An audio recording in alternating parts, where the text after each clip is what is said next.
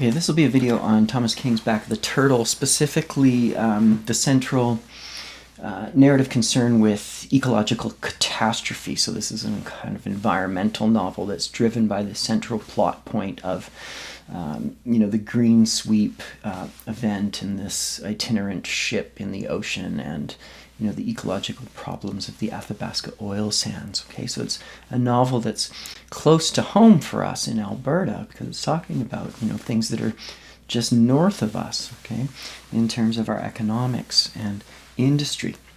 So I want to link this back a little bit to Margaret Atwood because it talks around this separation of, the words and the number people, okay, that we saw that in Atwood to say, look, there's a division between arts and science. And this is just a sort of random passage from Atwood. This is Jimmy talking. It says, part of what impelled him was stubbornness, resentment even.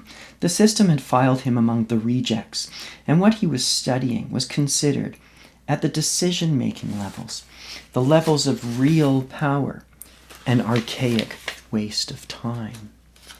So the idea of studying the arts, according to Jimmy, as he sees the levels of power, is that this is an archaic waste of time.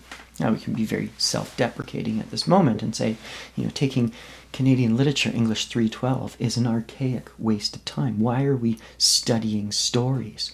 That in Atwood's universe, these things have no value. They have no real power in the world.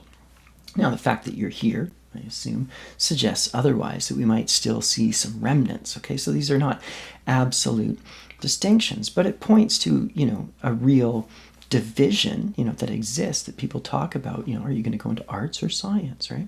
And we see that there's other fields emerging too. Okay. Do I think this is true? Yeah, I do think this is true, that there is a stronger emphasis on science, technology, economics, data, and that kind of thinking. And I'm not saying that's a bad thing. I love science. I think it's awesome.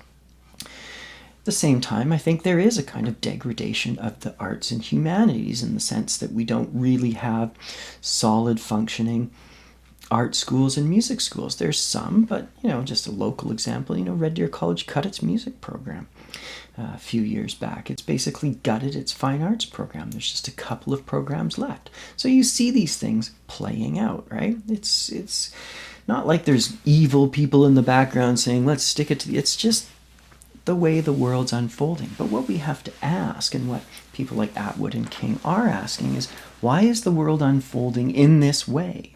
Right? And what does that tell us about the values that we hold? So this is Back of the Turtle. And this is Dorian Asher talking to Winter when he's going off to give his talk at the university. Winter says, "You're giving the keynote on public-private partnerships." Winter handed Dorian a tablet. "You can review the talk on the drive to the university. There'll be a teleprompter." This is interesting, right? That here's Dorian Asher, big, corporate guy, giving a talk at a university, but he doesn't write his own speeches. If we were in Atwood's world, Jimmy would be writing the speech for him. That was Jimmy's word surf job, right? Is to do these kinds of dirty tasks. But, people like Asher just employ him to do it for him because he's got better things to do. "Fine. You should spend some time with the president and the board of governors." "Am I bearing gifts?" "A major partnership with the humanities," said Winter. "The Domitian School of Business and Media Communications. Physical plant, startup costs, endowed chairs. The plan is to fold English, sociology, and psychology into the new school." "What about philosophy, history, and fine arts?" Winter waited as though she had not understood the question. "Are we concerned about those disciplines?" "No," said Winter. "Remember to emphasize the benefits of university corporate cooperation in an increasingly competitive world." Okay? So King is basically saying the same thing as Atwood, is that we have an emphasis on markets, on corporate profits, on science and technology, biological, biochemical development, etc. Remember, these are the kinds of things that he produces, okay? And we're just going to fold English, sociology, and psychology into some new school, which is called the School of Business and Media Communications, right? Well, what about philosophy, history, and fine arts? Nobody cares. Let's get rid of them, okay?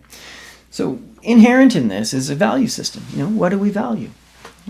And we can make, all sorts of arguments around this. Okay, I have my ideas about them, and you probably have yours, and whatever. Jimmy has his, Craig has his. We see these all the time. Okay, but when we, hear lip service around certain things like, oh yes, the humanities are still important, and artists are important, and musicians. Yeah, but where does the real power lie? Okay, and so this idea around, what Winter says, keynote on public-private partnerships. What are public-private partnerships? Okay. And then she says, it's a major partnership with the humanities. Okay?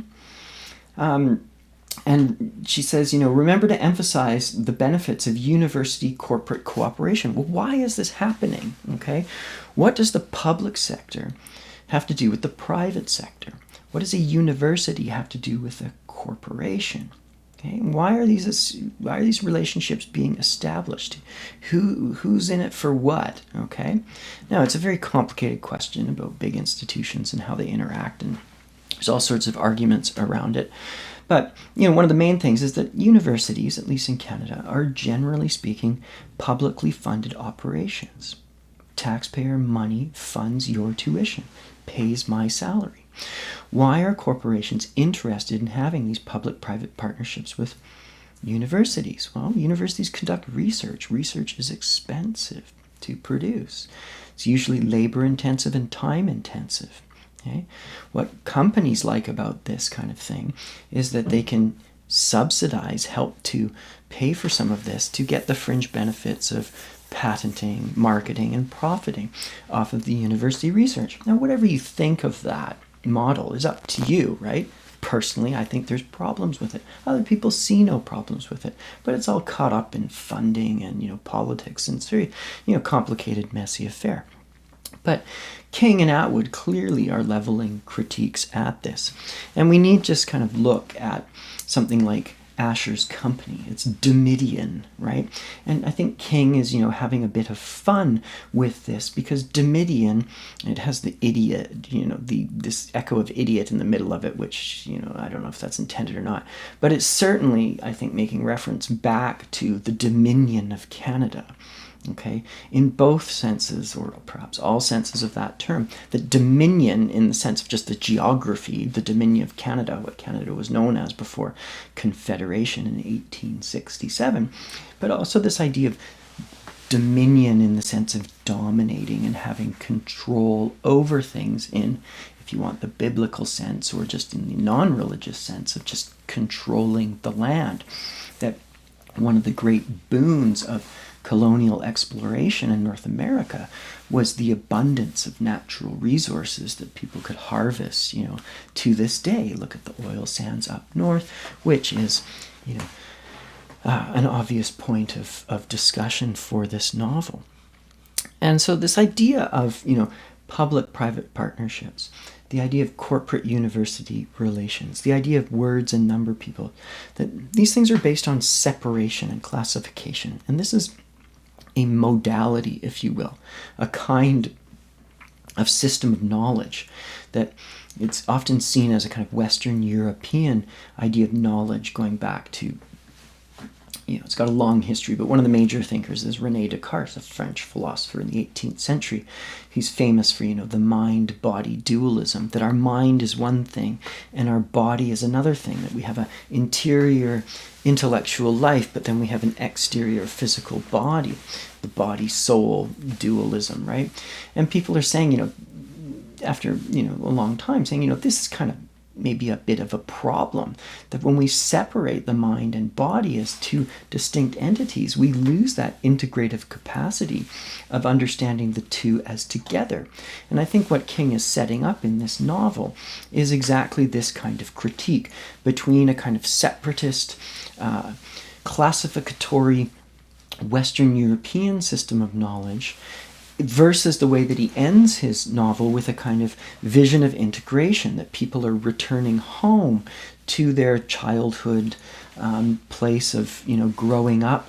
But he's also got, the figure of Crisp, who's always been there, but he's also got the Taiwanese immigrants who are new. And so he offers a much more kind of integrative vision of the world. So he's asking questions, how do we counteract this philosophical bias of Western colonial thinking, the us versus them, into a more coherent and inclusive and integrated sense of community that doesn't rely on the exploitation of one party over another, as evidenced in something like Dorian Asher's desire to have a public-private partnership where, say, profits are privatized and debts or losses are socialized. That is, the taxpayer pays for the research while the companies go on to profit off of that research. That is somewhat problematic model. It's an exploitative model on one reading. Okay,